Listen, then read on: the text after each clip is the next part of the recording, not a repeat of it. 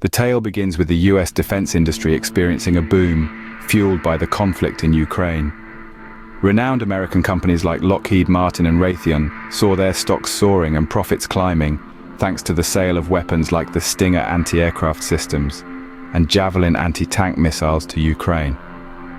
This surge was backed by none other than President Biden, who threw his support behind the defense industry's role in arming Ukraine. Meanwhile, the US was also dealing with another crisis, the opioid epidemic. The sons of Mexican drug lord El Chapo, known as the Chapitos, were targeted by US authorities for their role in the largest fentanyl trafficking operation globally. In a sweeping action against fentanyl trafficking, the US also imposed sanctions on Chinese firms involved in fentanyl production. This chain of events led to a critical juncture when the Ministry of Commerce in Beijing announced sanctions against Boeing's military industry division, General Atomics Aeronautical Systems, and General Dynamics Land Systems. These companies were blacklisted for their sales to Taiwan, landing them on the infamous Unreliable Entities list. This move effectively barred their executives from traveling to China and blocked further investment in the country. The sanctions were announced on the day Lai Ching-te was sworn in as the new president in Taipei.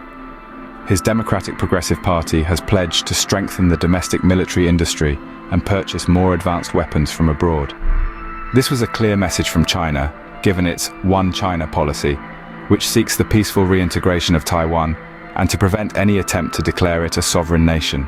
Earlier, the US had sanctioned dozens of Chinese companies involved in quantum computing research, and 26 more sourcing cotton and textiles from Xinjiang province, where the US alleges Beijing is committing genocide against the local Uyghurs. China, however, has vehemently denied these accusations.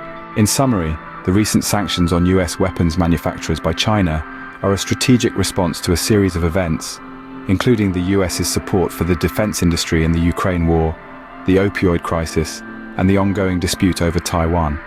This move not only underscores China's firm stance on its One China policy, but also signals a new phase in the complex web of international relations. The world watches on as the consequences of these actions unfold.